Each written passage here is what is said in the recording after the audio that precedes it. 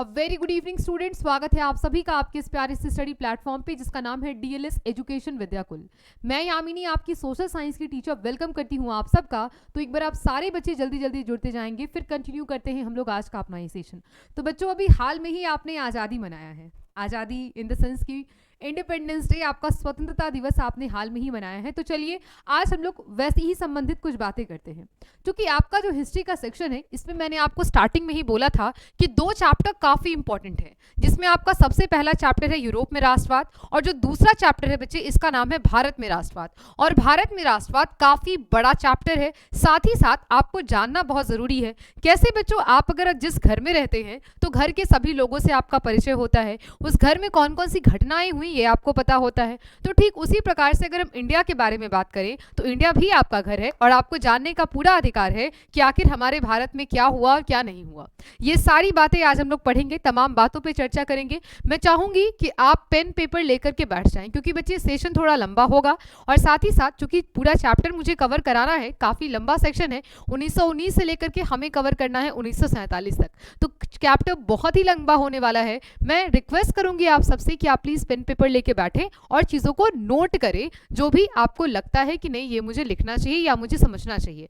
Okay बच्चों, फिर start करते हैं आज का सेशन। आई होप आपको ये सेशन काफ़ी पसंद आएगा और इंटरेस्टिंग मैं हो करने की कोशिश करूंगी। बिल्कुल, चलिए बच्चों, बिल्कुल ये हिस्ट्री का सेक्शन थोड़ा सा हमें बोरिंग लगता है, लेकिन बोरिंग नहीं समझना है, क्योंकि ये तो मेरे घर की कहानी है, और घर की कहानी तो हम सबको पता होनी चाहिए। तो आइए समझते हैं कि भारत में राष्ट्रवाद के क्या क्या कारण रहे, कैसे भारत में राष्ट्रवाद पनपा, इस शब्द की बात करेंगे। सबसे पहले इस चैप्टर का जो नाम है ये है राष्ट्रवाद, और राष्ट्रवाद के बारे में जो पूरी जानकारी है बच्चों, वो ऑलरेडी मैंने आपको दे रखी है। कहाँ दे रखी है बच्चों? तो आप कहेंगे कि मैम जब हम लोग यूरोप में राष्ट्रवाद पढ़ रहे थे, वहीं पे आपने बहुत अच्छे तरीके से समझा दिया था कि राष्ट्रवाद क्या होता है। राष्ट्रवाद के बारे में बात करें बच्चों, तो जब किसी देश में चेतना का उदय होता है, राष्ट्रीय चेतना का उदय होता है, तो हम कहेंगे कि मैम वही कहानी कहलाती है किसकी? राष्ट्रवाद की। राष्ट्रवाद का सीधा सीधा मतलब है कि राष्ट्रीय चेतना का उदय, या एकदम सिंपली भाषा में मैं आपको समझाने की कोशिश करूं तो जब आपको अपने देश के प्रति प्रेम हो जाएगा, एक समर्पण भाव से प्रेम हो जाएगा, आप किसी व्यक्तिगत लाभ को छोड़ के अपने देश से प्रेम करना शुरू कर देंगे, तो यही तो है राष्ट्रवाद। राष्ट्रवाद मतलब वो सारी क्रियाएं जो हम अपने देश के हित के बारे में सोचें, एकदम सिंपल भाषा में। अब यहाँ पे बात करेंगे बच्चों, तो हम कह सकते हैं कि मैम ये एक ऐसी चेतना है जो किसी राजनीतिक, आर्थिक और सामाजिक, सांस्कृतिक एकीकरण का आभास हो। मतलब हम एक जगह रहते हो, हमारे बीच ये सारी अपने देश को जोड़ने की भावना हो। पहला प्रश्न आपका यहीं से बनता है कि राष्ट्रवाद क्या है। तो आई होप कि आप बहुत अच्छे से एक्सप्लेन करेंगे कि राष्ट्रवाद का सीधा सीधा मतलब है राष्ट्रीय चेतना का उदय। हम कह सकते हैं ऐसी राष्ट्रीय चेतना का उदय जिसमें राजनीतिक, आर्थिक, सामाजिक और सांस्कृतिक एकीकरण लोगों को महसूस हो। क्लियर है?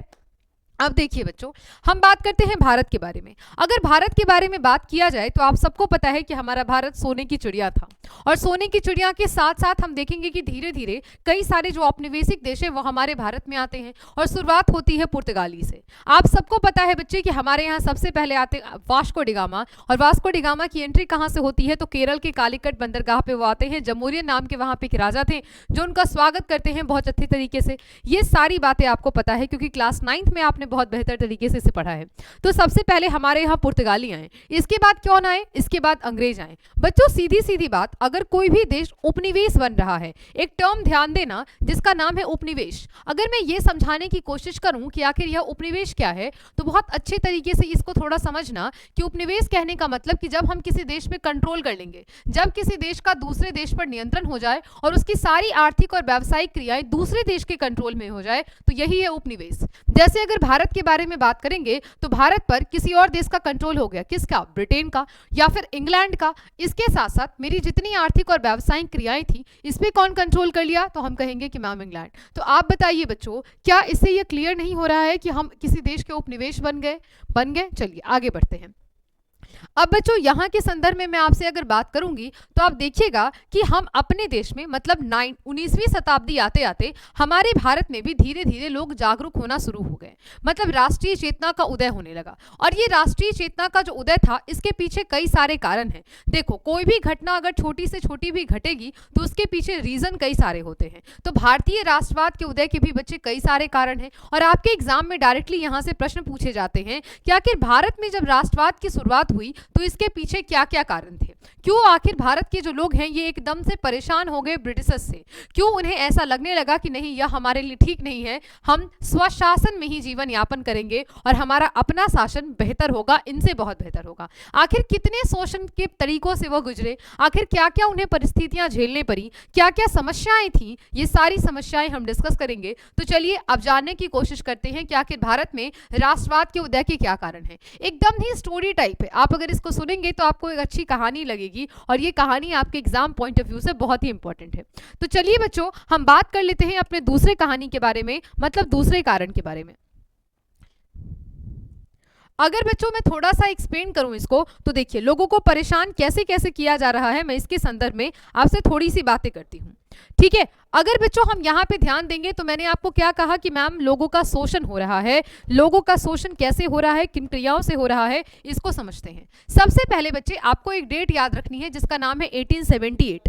और अगर मैं 1878 की बात करूं बच्चों, तो यहाँ पे आप देख रहे हैं कि एक वायसराय है जिनका नाम है लॉर्ड लिटन। और लॉर्ड लिटन क्या करते हैं, तो लॉर्ड लिटन के द्वारा पास किया जाता है वर्नाकुलर प्रेस एक्ट। क्या पास किया जाता है, तो आप कहेंगे कि मैम वर्नाकुलर प्रेस एक्ट। और ये वर्नाकुलर प्रेस था क्या बच्चों, तो बेसिकली इसके द्वारा कह दिया गया कि प्रेस पर नियंत्रण क्या है, वर्नाकुलर प्रेस एक्ट के द्वारा क्या होगा, आप कहेंगे कि मैम प्रेस पर नियंत्रण रख दिया गया। प्रेस पर नियंत्रण कहने का मतलब कि आप जो मीडिया की खबरें देखते हैं ना, आप जो भी पेपर में पढ़ते हैं ना, अब लोग कुछ भी करे, सरकार कुछ भी करे, मीडिया किसी प्रकार का कोई खबर नहीं छाप सकती थी, मीडिया सरकार के खिलाफ बोल ही नहीं सकती थी। अब आप बताइए कि आज अगर मान लीजिए दुनिया के किसी देश में कुछ हुआ या फिर भारत के ही किसी दूसरे में हिस्से में कुछ हुआ, तो क्या आपको खबर मिल पाएगी जब आपके पास न्यूज़ नहीं आएगा, जब हमें खबर ही पता नहीं चलेगी। अगर मीडिया नहीं होता तो आज हमें पता नहीं चल रहा होता कि जम्मू कश्मीर में क्या हुआ है, मिजोरम में क्या हुआ है, मणिपुर में क्या हुआ है, राजस्थान में क्या हुआ है, आंध्र प्रदेश में क्या हुआ है, हमें किसी प्रकार की कोई जानकारी नहीं होती।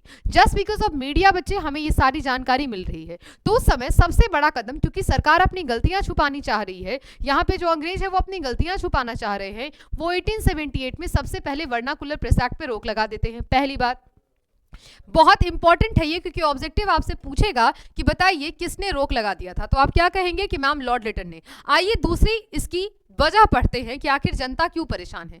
दूसरा है बच्चे आर्म्स एक्ट। और अगर मैं आर्म्स एक्ट की बात करूं तो जस्ट इसके एक साल बाद 1879 में पास कर दिया जाता है आर्म्स एक्ट। और आर्म्स एक्ट में यह कहा जाता है कि वैसे लोग जो अस्त्र शस्त्र रख रहे हैं, मतलब वैसे भारतीय जो अस्त्र शस्त्र रख रहे हैं, ये क्या है, ये गैर कानूनी है। कहने का सीधा सीधा मतलब कि कोई भी भारतीय किसी भी प्रकार का अस्त्र और शस्त्र नहीं रख सकता है। दो बातें क्लियर हो गई आपकी। पहला वर्नाकुलर प्रेस एक्ट पर मैम रोक लगा दिया गया। दूसरा क्या हुआ मैम, आर्म्स एक्ट आ गया। अब यहाँ पे बच्चे आप देखिएगा कि एक इल्बर्ट बिल भी है। अगर इल्बर्ट बिल की बात करेंगे बच्चों, तो इस बिल का उद्देश्य बेसिकली ये था कि भारतीय और यूरोपीय व्यक्तियों की जो फौजेदारी मामले होंगे वो क्या होगा, उसकी सुनवाई सामान्य न्यायालय में होगा और उस विशेषाधिकार को समाप्त करना है जो यूरोप के निवासियों को अभी तक प्राप्त था। ठीक है, इसके तहत क्या हुआ है इल्बर्ट बिल के द्वारा, तो हम कहेंगे कि मैम इल्बर्ट बिल के द्वारा बेसिकली कोशिश ये किया गया है कि जो यूरोपीय लोग हैं और फिर जो भारतीय जनता है, इन दोनों के बीच में अगर कोई मुकदमा है, जो फौजेदारी मामले हैं, इसमें क्या होगा, तो ये निवासियों को अभी तक प्राप्त था और इसके अंतर्गत मुकदमे सिर्फ यूरोपीय जज ही सुनते थे। तो अब बताओ तुम एक बात, मान लो तुम दो भाई में झगड़ा हुआ और मम्मी भी तुम्हारे साइड है, पापा भी तुम्हारे साइड है, जीत किसकी होगी?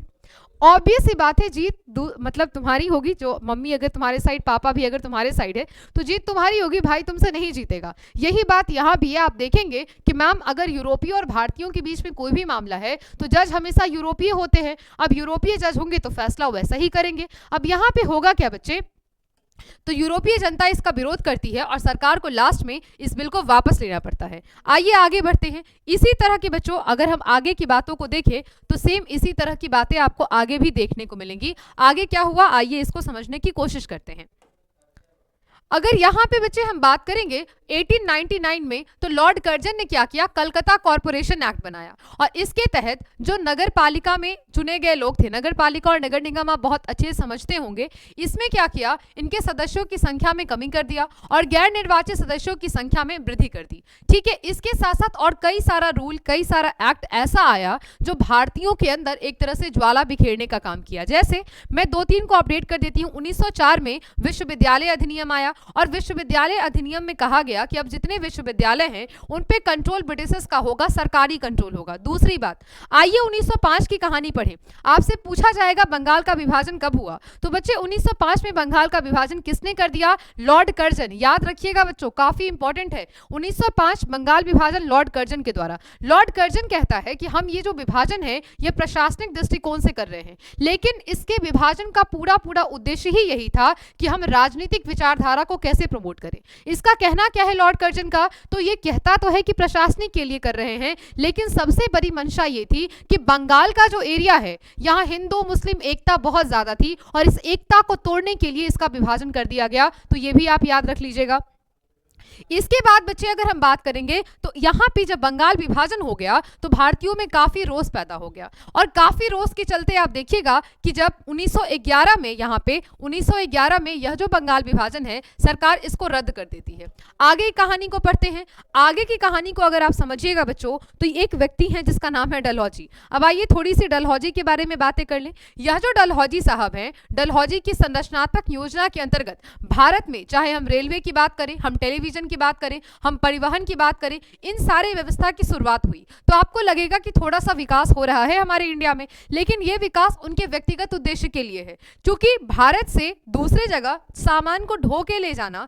हमारे यहाँ अगर बात करेंगे बच्चों तो यह जो हमारा भारत है और जो ब्रिटिशर्स हमारे ऊपर शासन कर रहे थे, उपनिवेश के अंतर्गत हमारा सारा रॉ मटेरियल वहां चला जाता था, हमारा सारा कच्चा माल वहां चला जाता था, और फिर कच्चा माल वहां से तैयार होकर हमारे तक पहुंचता था, और फिर जो वस्तु हमें मिलती थी, मतलब फिर जो तैयार माल हमें मिलता था वो महंगे महंगे दामों पे हमें उपलब्ध कराया जाता था। रॉ मटेरियल हमारा और वही सेम प्रोडक्ट हमें मिलके महंगे दामों पे मिल रहा है, तो इसीलिए उस वस्तु को दूर दूर ले जाने में परेशानी होती थी। तो डलहौजी ने यहाँ पे कई सारे सुधार भी किए, जैसे रेलवे, टेलीग्राफ लाइन, या फिर हम कहेंगे कि परिवहन व्यवस्था, इन सब में सुधार आई। अब जाहिर सी बात है कि जब ये सुधार आया, जब हम परिवहन बढ़ा, रोड टू रोड कनेक्टिविटी हुई, तो अब लोगों की दूरियां घट गई, संचार व्यवस्था बेहतर होने से अब लोग एक दूसरे को तकलीफ सुन सकते थे, मतलब कह सकते थे। यहाँ पे आप देखिएगा कि मैम एक केंद्र दूसरे केंद्र से जुड़ा और एक राज्य धीरे धीरे दूसरे राज्य से जुड़ा। तो अब आप बताइए कि आप जब इटली का एकीकरण पढ़े थे तो वहां आपने सीखा, आपने जर्मनी का एकीकरण पढ़ा तो वहां आपने सीखा कि 300 पार्ट जैसे ही 39 पार्ट में आ गया जर्मनी का, वहां के लोग एक दूसरे की समस्या समझने लगे। वो लोग अब सोचने लगे कि नहीं, अब जर्मनी का एकीकरण कराना जरूरी है। अब जैसे ही भारत के लोगों में दूरियां घटी, अब जैसे ही लोगों के बीच में संचार की सुविधाएं आई, जाहिर सी बात है राष्ट्रवाद का पनपना यहां तय था। यहां पे बच्चे एक और बात, भारत में बच्चे अंग्रेजी शिक्षा नीति, ये जो अंग्रेजी शिक्षा नीति है यह भी राष्ट्रवाद के उदय में काफी महत्वपूर्ण भूमिका निभाती है।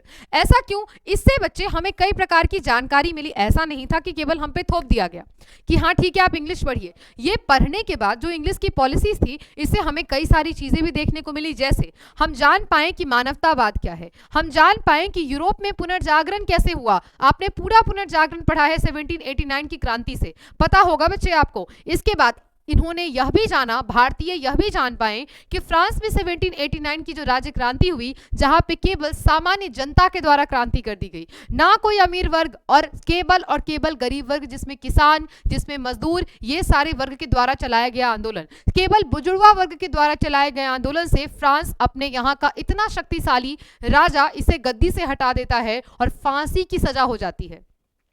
तो जब ये लोग हम लोग जाने, मतलब इन सारी घटनाओं के बारे में भारतीयों ने जाना, तब उनके अंदर भी एक चीज आया कि नहीं, अब हमें भी अपने भारत के लिए कुछ करना है, भारत के स्वतंत्रता के लिए हमें लड़नी है। ठीक है, इतनी सारी क्रियाएं आप पढ़ चुके हैं। चलिए अब आपसे पूछा गया है, मतलब अब एक थोड़ा, ये तो अभी तक पॉलिटिकल रीजन था, आइए बच्चों हम बात कर लेते हैं, एक सेकेंड, हम बात कर लेते हैं बच्चों आर्थिक कारण के बारे में। आई होप कि आप सारे बच्चों को थोड़ा क्लियरली दिख रहा होगा।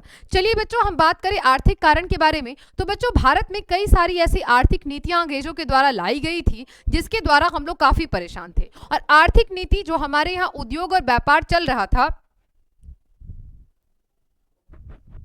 जो हमारे यहाँ उद्योग और व्यापार चल रहा था बच्चे, इसकी सबसे बड़ा प्रॉब्लम क्या है? तो किसी भी उद्योग को करने के लिए, किसी भी व्यापार के लिए हमें सबसे पहली चीज चाहिए होती है कच्चा माल की, रॉ मटेरियल की। और यहाँ पे चल क्या रहा है? तो यहाँ आपको मैंने इकोनॉमिक्स में एक थ्योरी पढ़ाया था जिसका नाम है ड्रेन थ्योरी। किनके द्वारा दिया गया है? दादा भाई नौरोजी के द्वारा। क्या कहा है उन्होंने कहा है कि अरे भारत में तो माल ढुलवाने वाला प्रथा चल रहा है, एक आदमी उठा के ले जा रहा है, दूसरी जगह पहुंचा दे रहा है। यहाँ पे ड्रेन थ्योरी की वजह से यह जो कच्चा माल है ये सीधे कहाँ चला जाता है तो आप कहेंगे कि मैम ये सीधे ट्रांसफर हो जाता है इंग्लैंड, ये सीधे ट्रांसफर हो जाता है इंग्लैंड और यहाँ से हमें तैयार माल मिलता है। अरे बउआ, जब हमारे पास रॉ मटेरियल ही नहीं रहेगा तो समन्वय बनेगा, उद्योग चलेगा, व्यापार चलेगा? नहीं चलेगा। तो ऐसे ही आर्थिक सारी क्रियाएं ठप हो गई। पहली बात।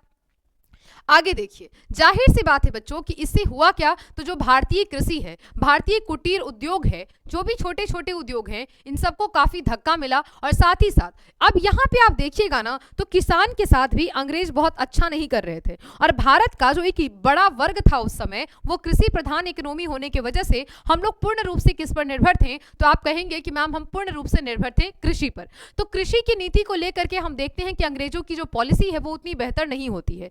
यहाँ पे उनका लगान का प्रणाली, मतलब लगान स्थायी करने, लगान इकट्ठा करने का। अब यहाँ पे एक प्रणाली है जो आपसे कभी कभी पूछ देगा, वो है स्थायी बंदोबस्त, जिसको हम परमानेंट सेटलमेंट बोलते हैं। इसके तहत क्या होता है, तो एक निश्चित राशि कह दी जाती है कि जमींदारों को वसूल करके लाने के लिए। अब जमींदारों के पास ये टास्क है कि वो किसानों से वसूल करके ही लाएंगे। स्थायी बंदोबस्त के द्वारा आप देखेंगे कि मैम यहाँ पे टैक्स बहुत ज्यादा बढ़ा दिया जाता है। अब जब भी क्या होगा क्या बच्चों, कि किसान या जमींदार या महाजन के द्वारा शोषण के खिलाफ आवाज उठाएंगे, तो यहाँ अपने आप ही वो वहाँ पे कोशिश किया जाता है, जैसे नील है, कपास है, गन्ना है, इन सब के फसलों में हम क्या करें, इन्वेस्ट करें। यहाँ पे एक बात ध्यान देना, जो अंग्रेज हैं वो अंग्रेज कभी नहीं चाहते हैं कि ये लोग ऐसा फसल उपजाए जिससे पेट पाल सके।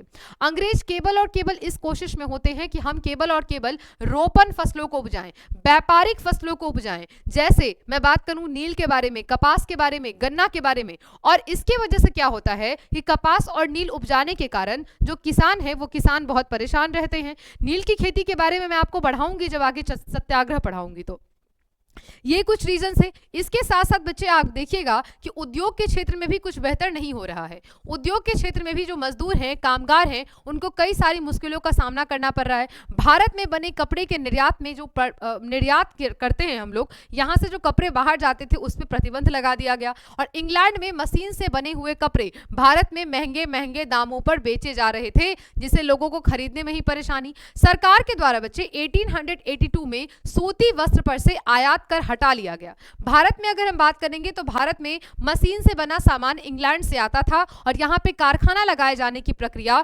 बहुत ही धीमी थी। क्योंकि देखो सरकार क्या चाह रही है, वहां पे ब्रिटिशर्स क्या चाह रहे हैं कि भारत का विकास नहीं हो।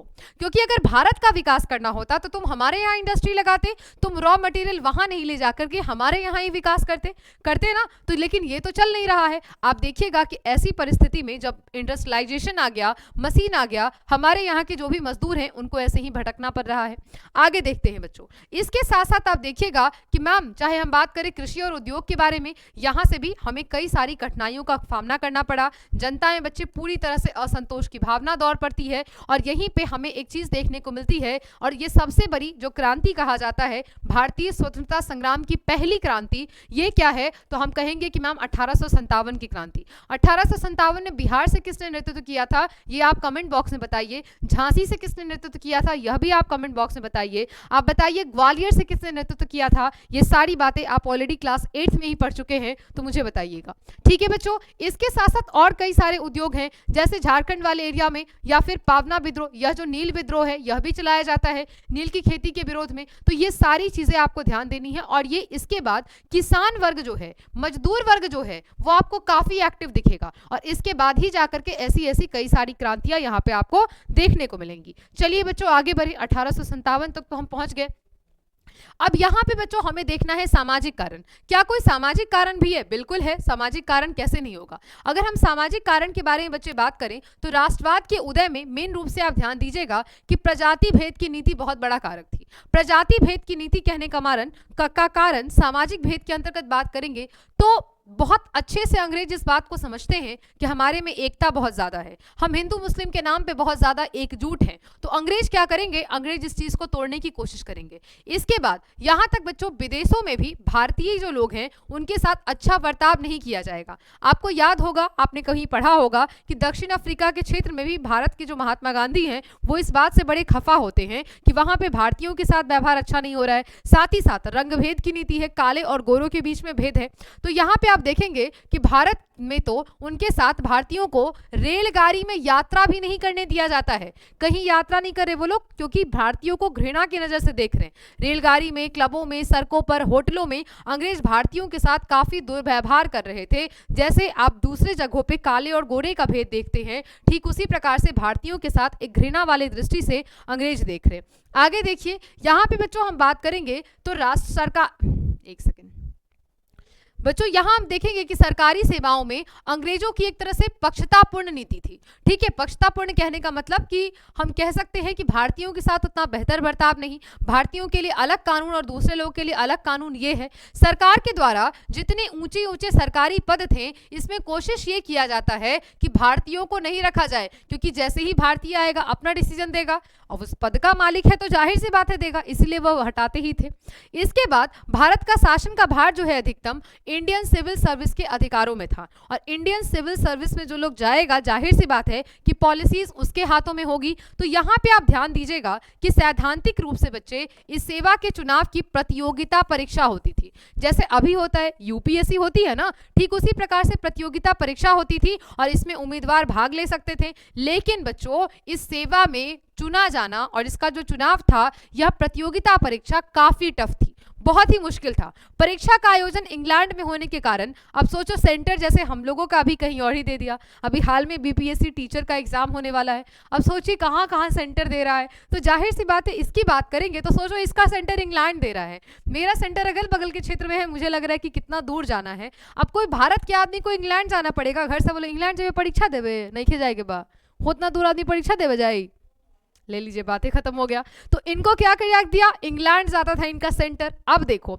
तो अधिकतर जो भारतीय थे, क्या वो एग्जाम देने जा पाते, नहीं जा पाते थे। इसके साथ बच्चे यदि कोई भारतीय मान लो इसमें सफल हो भी जाता था, तो सरकार, गवर्नमेंट या वहां पे ब्रिटिशर्स ये कोशिश करते थे कि ये हमारे यहाँ आए ही ना। लेकिन अब बोलते हैं ना कि कोई सूरमा तो निकलेगा ही ना, तो यहाँ पे एक व्यक्ति है जिनका नाम है सुरेंद्र नाथ बैनर्जी। सुरेंद्र नाथ बैनर्जी के साथ भी ऐसा ही बर्ताव हुआ, लेकिन चूंकि यह शिक्षित वर्ग से थे और अंग्रेजी शासन के विरोध में थे, तो ये एग्जाम क्लियर कर पाए थे। ठीक है, आगे देखिए, धार्मिक कारण। बिल्कुल बच्चे, धार्मिक कारण तो बहुत ज्यादा ही बड़ा है, क्योंकि भारत में हमेशा से धर्म बड़े सर्वोपरि रहा है।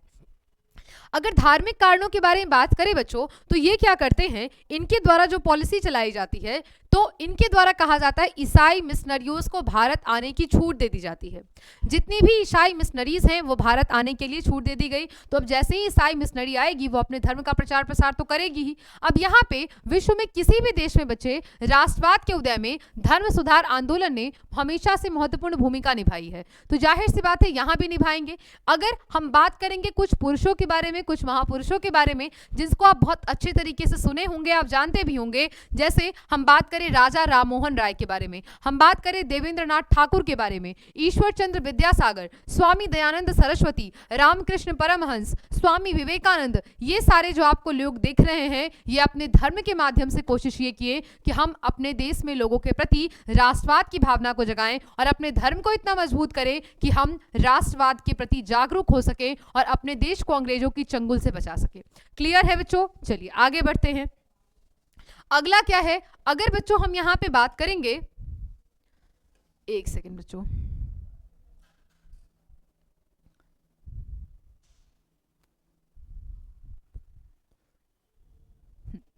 चलिए अब यहाँ पे हम देखेंगे कि मैम इतना सारा प्रॉब्लम तो हो रहा है, लेकिन आखिर इसके पीछे क्या कोई संस्था काम नहीं कर रही है, कोई इसके पीछे नहीं लगा हुआ है? तो जाहिर सी बात है बच्चों, जब ज्यादा बड़ा प्रॉब्लम आएगा तो सॉल्यूशन धीरे धीरे खुद मिलेगा।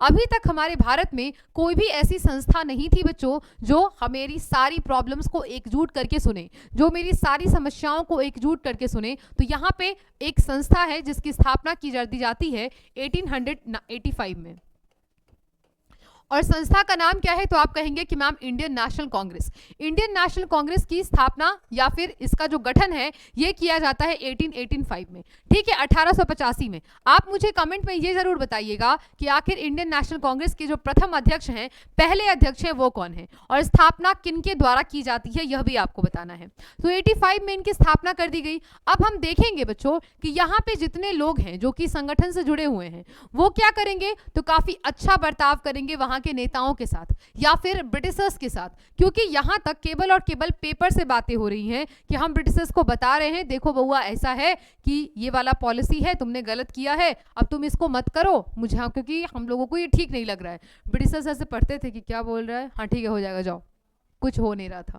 यहाँ अगर 1885 से लेकर के 1914 तक की मतलब बातों को हम देखेंगे बच्चों तो एकदम रेस्ट मोड में चल रहा है पूरा का पूरा सिस्टम, क्योंकि यह जो संस्था है इंडियन नेशनल कांग्रेस की, ये अभी तक गांधी जी के एंट्री से पहले तक बच्चों ये संस्था अमीरों की संस्था थी। मतलब मीटिंग होता था, बड़े बड़े लोग ऐसे कोट पैंट पहन के जाते थे, और जो एक्चुअल इंडियन है, जो गरीब है, जो मजदूर वर्ग है, जो शोषित है, उसको पता ही नहीं चल रहा है कि हो क्या रहा है इतना बड़ा बड़ा मीटिंग में, नहीं पता चलता था। जब गांधी आते हैं, गांधी भारत भ्रमण करते हैं, तब जाके गांधी को ये रियलाइज होता है कि भारत की जो असली जनसंख्या है वो ये कोट पैंट पहनने वाले लोग नहीं हैं, वो वैसे लोग हैं जो फटी धोती में खेतों में काम कर रहे हैं। तो गांधी वैसे वर्ग से शुरुआत करते हैं। गांधी को जब आप पढ़ेंगे, मैं आपको आगे पढ़ाऊंगी, तो गांधी अपने आंदोलन की शुरुआत ही करते हैं किसान आंदोलन से। गांधी अपने आंदोलन की शुरुआत में ही अहमदाबाद मिल जाते हैं, जहां जाकर के वो मजदूरों से मिलते हैं, क्योंकि गांधी का ये मानना था कि हमारे देश की जो अधिकतर जनता है वो किसान और मजदूर वर्ग से ही है,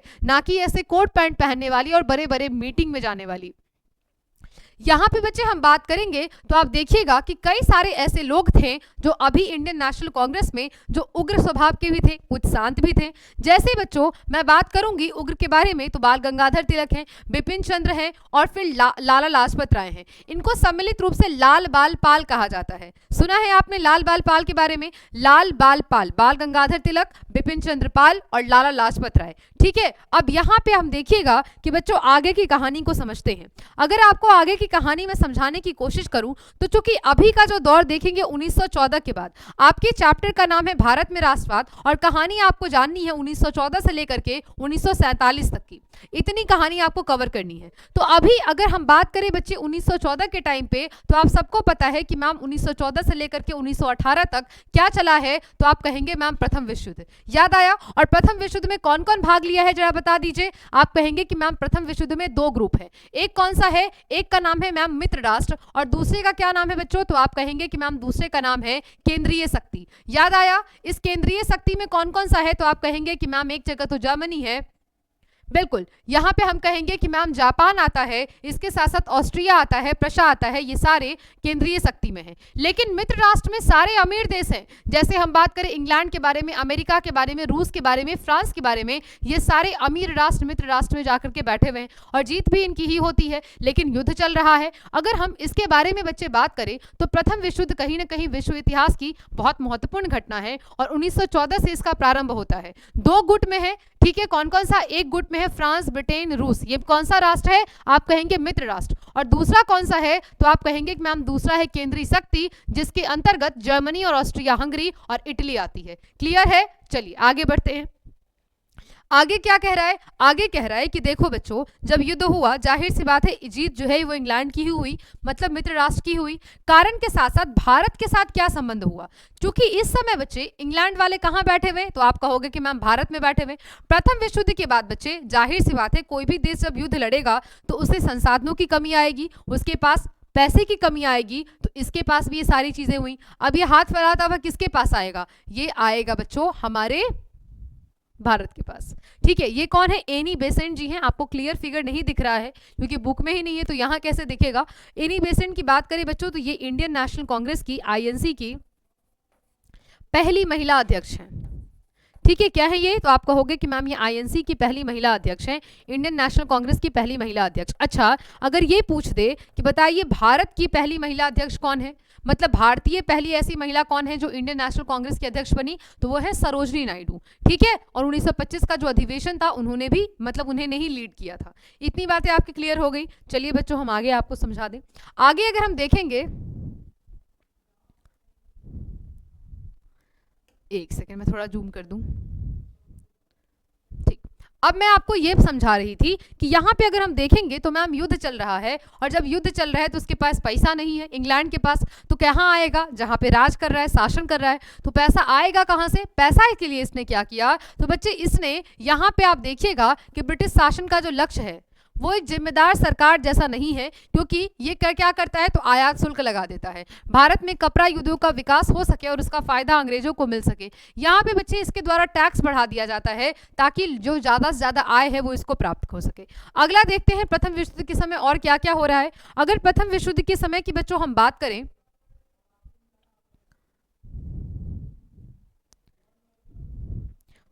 चलिए अगर इस युद्ध के बच्चे बात करें तो इस युद्ध काल में मतलब 1914 से लेकर के 1918 तक के बीच में हमारे भारत में 3 ऐसी प्रमुख चीजें हैं जो होती हैं सफल प्रयास, जिसके अंतर्गत सबसे पहला आता है चंपारण सत्याग्रह, इसके बाद आता है खेरा आंदोलन और तीसरा आता है अहमदाबाद आंदोलन। ये 3 आंदोलन ऐसी है बच्चों जिसके बारे में आपको जानना बहुत ही जरूरी है। इसी बीच में क्या होता है, 1914 से 1918 के बीच में ही 1915-17 के बीच में एक लेडी है एनी बेसेंट, जिनको अभी आपने देखा, और बाल गंगाधर तिलक, ये क्या करते हैं, एक देश है जिसका नाम है आयरलैंड, आपने सुना होगा, वहां से ये होम रूल लीग आंदोलन शुरू करते हैं। होम वहां से प्रेरित होकर के होम रूल आंदोलन क्या है, तो देखो होम का मतलब घर, रूल मतलब शासन, तो कहीं ना कहीं स्वशासन की बात हो रही है, तो यहीं से बच्चे होम रूल आंदोलन की शुरुआत की जाती है। युद्ध के इसी काल में आप देखिएगा तो भारत में कई सारे ऐसे ऐसे क्रांतिकारी आंदोलन हैं जो बीच में आपको घटने को मिलेंगे।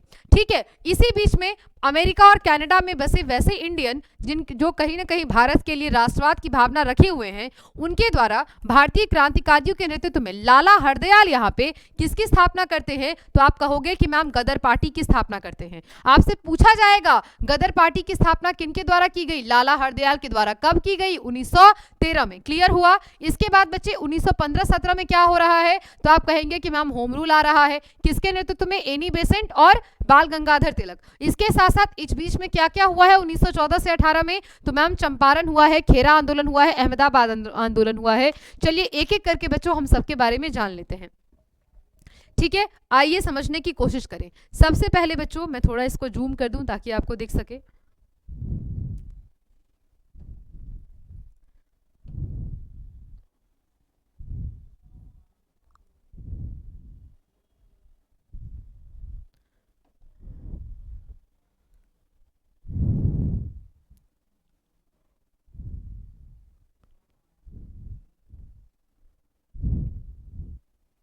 अभी क्लियर है बच्चों, एक बार कंफर्म करना।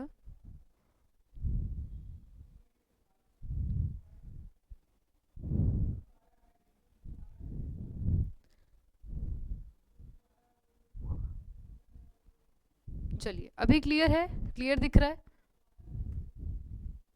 ओके। बिल्कुल थोड़ा सा तो टाइम टेकिंग है बच्चों, लेकिन आप वो ना हो।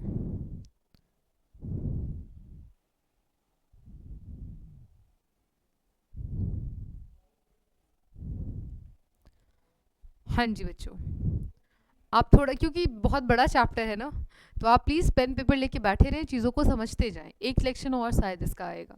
ठीक है, चलिए स्टार्ट करते हैं।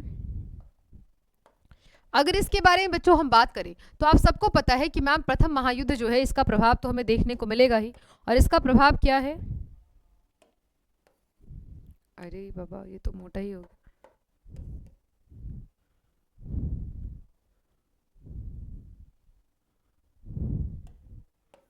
चलिए बच्चों हम बात कर लेते हैं थोड़ा सा किसके बारे में कि क्या प्रभाव पड़ा। अगर प्रथम महायुद्ध के बारे में, विश्व युद्ध के बारे में बात करेंगे तो इसका जो प्रभाव है ये हमारे सामने आता है खिलाफत आंदोलन के रूप में। अब ये खिलाफत आंदोलन क्या है, खिलाफत आंदोलन कब हो रहा है, तो आप क्या कहेंगे कि मैम ये हो रहा है खिलाफत आंदोलन बेसिकली 1919 के टाइम पे, या आप 1920 भी लिख सकते हैं। ठीक है, यह जो आंदोलन है इसके संदर्भ में आपको मैं थोड़ा सा जानकारी दे दूं कि उस समय इस्लाम धर्म जो है इसका सबसे बड़ा देश है तुर्की। ठीक है, उस समय था, और तुर्की के बारे में अगर हम बात करेंगे तो वहां पे खलीफा का एक पद था। जैसे कैसे हमारे हिंदू धर्म की अगर बात करें तो शंकराचार्य होते हैं, आप बात करिए क्रिश्चियंस के बारे में तो उनके पोप होते हैं। ठीक उसी प्रकार से यहाँ पे खलीफा का पद था। खलीफा के पद को ना, चूंकि इंग्लैंड मतलब मित्र राष्ट्र जो है वो जीत गया है, तो वो कहता है कि अब खलीफा का पद समाप्त हो जाएगा और तुर्की के क्षेत्र को हम अपने में मिला लेंगे।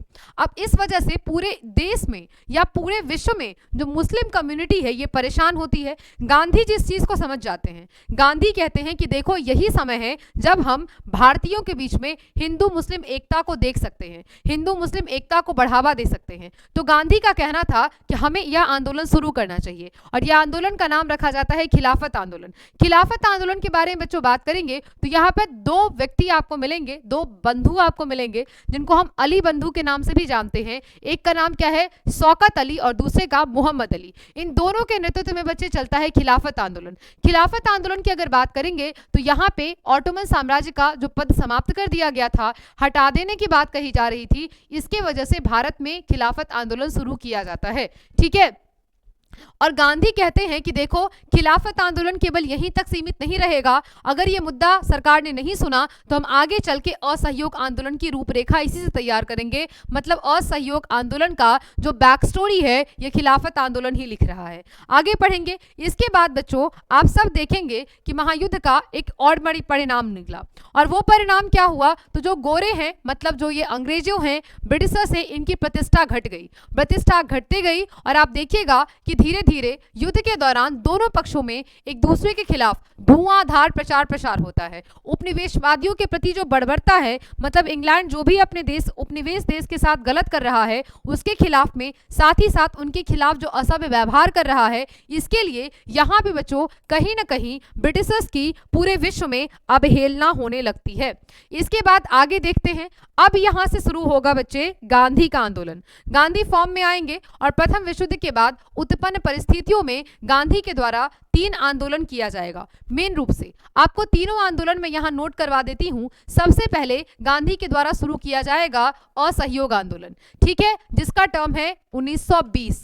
ठीक है, और इसके जस्ट 10 साल बाद गांधी के द्वारा शुरू किया जाएगा बच्चे सविनय अवज्ञा आंदोलन। यह भी आपको देखना है कौन सा आंदोलन, आप कहेंगे कि मैम सविनय अवज्ञा। और जस्ट इसके 12 साल बाद फिर से शुरू होगा भारत छोड़ो आंदोलन, और ये गांधी का अंतिम आंदोलन था जिसका नाम है क्विट इंडिया मूवमेंट, भारत छोड़ो आंदोलन। ये 3 आंदोलन गांधी जी के द्वारा महत्वपूर्ण रूप से किए गए। और आपको जब मैं ये चैप्टर पढ़ाऊंगी तो मैं इन्हीं तीनों के बेस पर पढ़ाऊंगी, असहयोग आंदोलन, सविनय अवज्ञा आंदोलन और भारत छोड़ो आंदोलन। आइए जानने की कोशिश करते हैं, समझने की कोशिश करते हैं कि क्या हो रहा है और कैसे हो रहा है। हमें बात करनी है 1919 से लेकर के 1947 तक की। अब यहाँ पे बच्चे गांधी वापस आ जाते हैं 1915 में। गांधी जी साउथ अफ्रीका से वापस कब आ जाते हैं, तो आप कहेंगे 1915 में। 1915 में लौटने के बाद गांधी जी अपने रचनात्मक कार्यों के लिए अहमदाबाद में साबरमती आश्रम की स्थापना करते हैं। किसकी स्थापना करते हैं, तो आप कहेंगे साबरमती आश्रम की। और यहाँ पे कई सारे आंदोलन की शुरुआत भी, जैसे चंपारण की बात करें, खेरा में कृषक आंदोलन रहता है, अहमदाबाद में श्रमिक आंदोलन रहता है, इन सब का नेतृत्व गांधी करते हैं। गांधी जब मतलब कांग्रेस के अधिवेशन में गए होते हैं, वहां उनकी मुलाकात होती है एक बिहार के नेता से जिनका नाम होता है राजकुमार शुक्ल।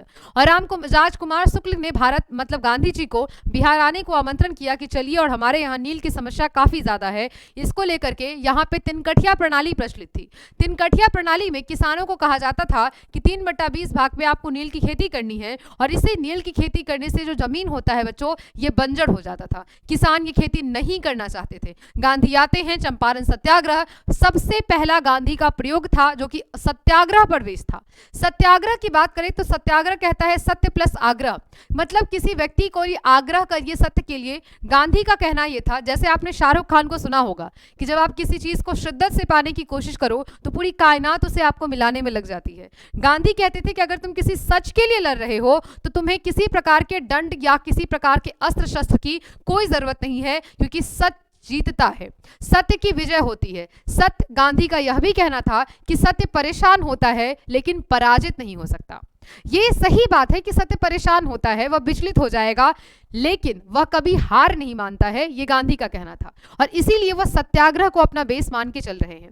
अगर हम यहां से आपको कहानी समझाने की कोशिश करें बच्चों, तो चंपारण होता है, खेरा का आंदोलन है, अहमदाबाद है। अब यहां से लोगों के मन में, लोगों के बीच में कांग्रेस के प्रति रुझान आएगा। मतलब लोग यहां अब समझने लगेंगे कांग्रेस क्या है, क्योंकि अभी तक तो बड़े बड़े कोट पैंट वाले लोग हैं जो मीटिंग में जा रहे हैं। अहम जी जैसे, अपने साथ निभाना साथिया देखा है, अहम जी हमेशा मीटिंग में ही जाते रहते, पता नहीं कौन सा इंपॉर्टेंट मीटिंग। और किसी दिन अगर वो आदमी जाता है तो हमेशा एक ही बात बोल के गोपी बहू को जाता है कि गोपी जल्दी से मेरा लंच बॉक्स पैक कर दो क्योंकि मुझे इंपॉर्टेंट मीटिंग में जाना है। डेली इंपॉर्टेंट मीटिंग हो रहे हैं आपके, कभी नॉर्मल मीटिंग नहीं हो रही है ना। तो चलो ये बेसिकली 3 चीजें हैं। आइए हम इस सेशन की शुरुआत अब अपने मेन लेक्चर से करते हैं, मतलब मेन टॉपिक से करते हैं जिसका नाम है रॉलेट एक्ट। आइए जानने की कोशिश करते हैं रॉलेट एक्ट के बारे में। अगर मैं आपको रॉलेट एक्ट के बारे में बता दूं बच्चों, तो रॉलेट एक्ट को हम काला कानून कहते हैं। किस नाम से जानते हैं? काला कानून के नाम से। रॉलेट एक्ट को कहा जाता है न दलील, न अपील, न वकील का कानून। ठीक है, अब इसमें क्या हुआ इसके बारे में पढ़ते हैं। यहाँ पे बच्चों, यहाँ पे एक न्यायाधीश है जिनका नाम है सिडनी रॉलेट। इनकी अध्यक्षता में एक समिति बनाई जाती है और समिति कोशिश ये करती है कि भारत में इस समय जो भी क्रांतिकारी गतिविधि हो रहे हैं उसको रोकने के लिए हम एक कमेटी बनाएं। तो 21 नवंबर 1919 को बच्चों जो केंद्रीय विधान परिषद है, इस केंद्रीय विधान परिषद में आप देखिएगा कि इस बिल को पास कर दिया जाता है। यह बिल बेसिकली था क्या, तो ध्यान देना, ये बिल या फिर ये एक्ट के अंतर्गत बताया गया कि किसी भी व्यक्ति को अमान्य साक्ष्य और बिना वारंट के गिरफ्तार किया जा सकता है। किसी भी व्यक्ति को बिना साक्ष्य और बिना वारंट गिरफ्तार कर लिया जाएगा केवल संदेह के आधार पर। अगर मुझे संदेह हो गया कि ये बच्चा अभी पबजी खेल रहा है, बस मैं उसे उठा लूं वहां से, यही बात इनके द्वारा भी की गई। अब जितने लोग इसे सुन रहे थे, देख रहे थे, वो सब इसका विरोध कर रहे थे। महात्मा गांधी सरीखे नेताओं ने इसे क्या कहा, अनुचित है, ये स्वतंत्रता का हनन करने वाला है, लेकिन सरकार किसी की सुने तब ना। अब होगा क्या बच्चों, तो आप देखिएगा कि इस रॉलेट एक्ट के विरोध में गांधी जी की अध्यक्षता में एक सभा बुलाई जाएगी जिसका नाम है सत्याग्रह सभा। और यहाँ पे सत्याग्रह सभा बुलाई गई। इसके बाद 6 अप्रैल 1919 को देशव्यापी हड़ताल आयोजित किया गया कि चलिए आज देश बंद है, होता है ना हड़ताल, ठीक उसी प्रकार वहां भी हड़ताल हुआ। इसके बाद बच्चों कई जगहों पर आप देखिएगा कि आंदोलन भी चलाए गए और यहाँ पे जो आंदोलन है बच्चे, यह हिंसात्मक भी हो गया। ठीक, और यह जो हिंसात्मक आंदोलन है, इसका सबसे बड़ा हिंसा हमें देखने को कहां मिला, तो आप कहेंगे कि मैम सबसे बड़ा हिंसा, अरे ये तो इरेज ही नहीं हो रहा है। इसका सबसे बड़ा जो हिंसा है बच्चों, वो हमें देखने को मिला जालियांवाला बाग में। तो आइए हम जानने की कोशिश करते हैं कि आखिर जालियांवाला बाग की क्या कहानी है। इस सब के बारे में, मतलब जालियांवाला बाग के बारे में आपको पूरी जानकारी होगी क्योंकि आप बहुत अच्छे तरीके से इन सारी चीज़ों से परिचित हैं। सबसे पहले बच्चों अगर मैं जालियांवाला बाग हत्याकांड की बात करूं तो हम सबको पता है कि किसके विरोध में हुआ है, तो आप कहेंगे कि मैम ये हुआ है रॉलेट एक्ट के बारे में। और रॉलेट एक्ट क्या है, तो जब हम किसी व्यक्ति को बिना संदेह के आधार पर गिरफ्तार कर लेंगे, न दलील, न अपील, न वकील के कानून के अंतर्गत, और या हम काला कानून भी इसको कहा गया, इसको गिरफ्तार कर लेंगे यहीं पे, इसी से संबंधित है। अब होगा क्या बच्चों, किसका प्रभाव, बेसिकली जलियांवाला बाग का जो इफेक्ट है ये हमें पंजाब के एरिया में देखने को मिलता है। 6 अप्रैल को जो हड़ताल रहती है, इसके बाद 9 अप्रैल 1919 को बच्चों 2 स्थानीय नेता हैं पंजाब के ही, जिनका नाम है सत्यपाल एवं किचलू, डॉक्टर सत्यपाल एवं किचलू।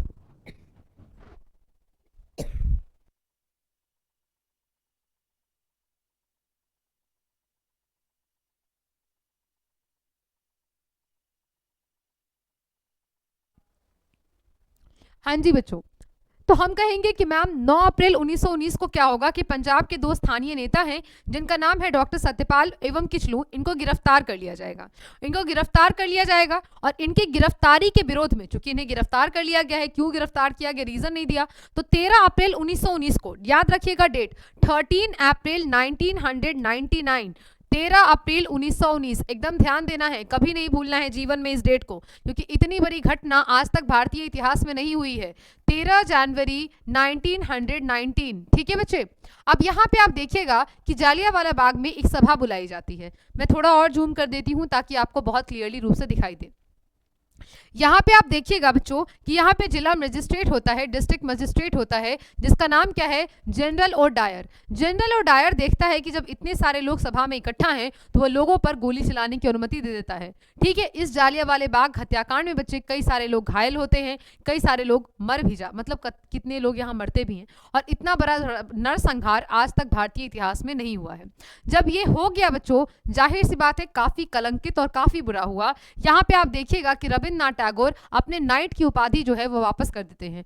कांग्रेस के पूर्व अध्यक्ष शंकरन नायर ने वायसराय की कार्यकारिणी परिषद से त्यागपत्र दे दिया। गांधी जी को एक उपाधि मिला था जिसका नाम था कैसरे हिंद, इसकी उपाधि गांधी जी ने वापस कर दी। जालियांवाला बाग हत्याकांड राष्ट्रीय आंदोलन में एक नई जान फूंक दिया, क्योंकि इससे पहले इतनी बड़ी बर्बरता अंग्रेजों के द्वारा नहीं की गई थी। और आपको जान के हैरानी होगी बच्चों कि जब ये जनरल ओडायर जाता है इंग्लैंड, तो वहां इसे क्या तलवार मतलब शायद स्वॉर्ड्स की उपाधि से परिचित किया जाता है। इसे कितना पौंड गिफ्ट के रूप में दिया जाता है। सोचिए क्या बड़ा काम किया था ये, इतने लोगों की हत्या करके।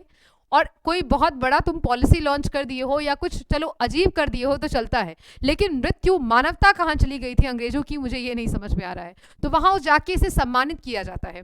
आगे आइए जानते हैं खिलाफत आंदोलन के बारे में।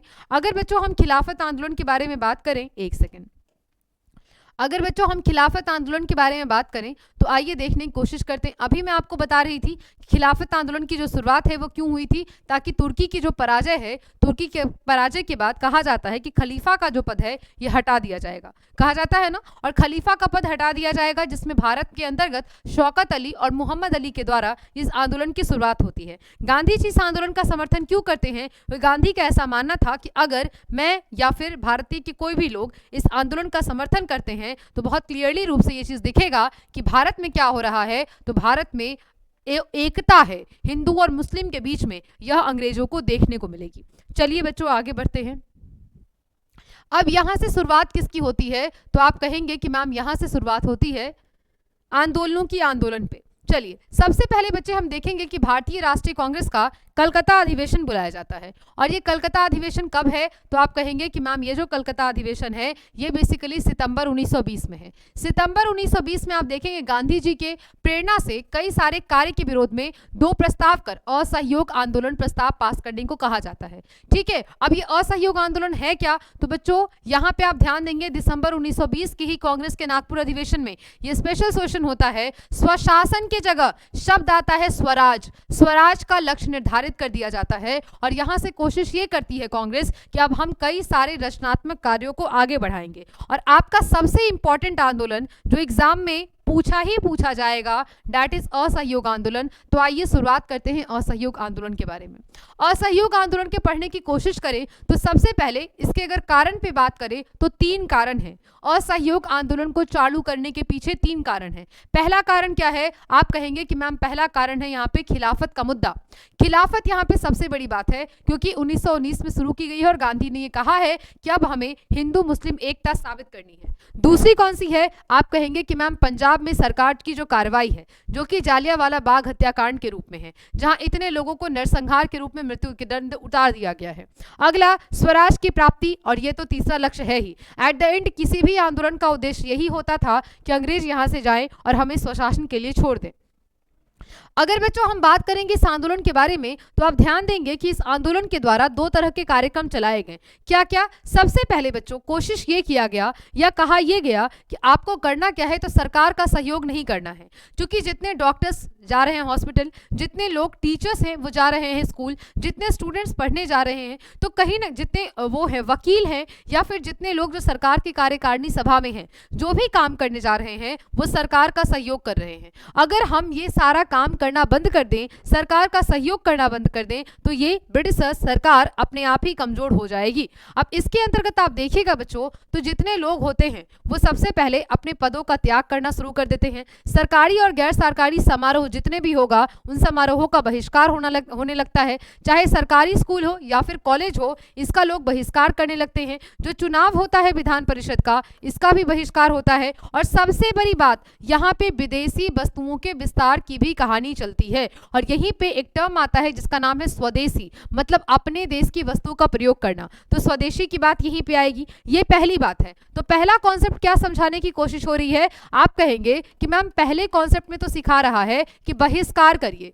किसका बहिष्कार करिए? तो चाहे आपका नौकरी हो, चाहे सरकारी सेवा हो, ये सारी बातें। और दूसरे में क्या कहेगा बच्चों? तो दूसरे में कहेगा कि रचनात्मक कार्य करिए। अब रचनात्मक कार्य कहने का क्या मतलब है? तो आप कहेंगे कि मैम यहां पे कहा गया कि राष्ट्रीय विद्यालय और कॉलेज की स्थापना हो, ताकि हम अपने तरीके से पढ़ा सके। यहीं पे बच्चों आप देखिएगा कि विद्यालय, जो विद्यार्थी पढ़ाई करने जाएं वो अपने विद्यालय में जाएं, अपने देश के विद्यालय में। स्वदेशी को अपनाइए, चरखा और खादी को लोकप्रिय बनाया गया और यहीं पे गठन किया जाता है तिलक स्वराज फंड का, और तिलक स्वराज फंड से 1 करोड़ रुपया इकट्ठा करना और 20 लाख चरखों को संपूर्ण भारत में वितरण करना शामिल है। तिलक स्वराज फंड, चूंकि जिस दिन बच्चों आंदोलन की शुरुआत होती है, जिस दिन असहयोग आंदोलन की शुरुआत होती है, उसी दिन ना तिलक की मृत्यु हो जाती है।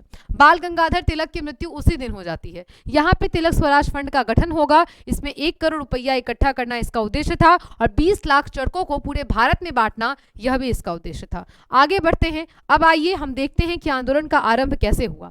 आंदोलन के अगर आरंभ के पीछे की बात करेंगे बच्चों, तो यह आंदोलन 1 जनवरी सन 21 को, ध्यान दीजिएगा, 1 जनवरी सन 1921 को असहयोग आंदोलन के रूप में शुरू की गई। स्टार्टिंग में अगर हम देखेंगे तो भारत में इसको काफी सफलता मिला। विदेशी कपड़ों का लोग बहिष्कार करते गए, छात्र के द्वारा सरकारी स्कूल कॉलेज का बहिष्कार कर दिया गया, छात्र के मतलब, और इसके साथ साथ जो की बात हुई थी कि भारतीय की खोला जाए, भारत के लोगों के द्वारा ही खोला जाए, तो कई सारे स्कूल खोले भी गए। राष्ट्रीय विद्यालय, जैसे बच्चे आपने जामिया मिलिया इस्लामिया के बारे में सुना है, ये भी इसी समय खोला गया। आपने एएमयू के बारे में, अलीगढ़ मुस्लिम विश्वविद्यालय के बारे में सुना होगा, यह भी इसी के काल में खोला गया। आपने बीएचयू का नाम सुना है, यह भी इसी के समय खोला गया। इसके साथ साथ आप देखिएगा बच्चों, कई सारे ऐसे बड़े बड़े वकील हैं, वो अपनी वकीली को छोड़ देते हैं। जैसे हम बात करेंगे मोतीलाल नेहरू के बारे में, चित्तरंजन दास के बारे में, तो ये सब बड़े बड़े बैरिस्टर लोग जो हैं, ये अपनी वकालत भी छोड़ देते हैं। देखिए, आज के डेट में कोई नौकरी छोड़ना चाहेगा? ये लोग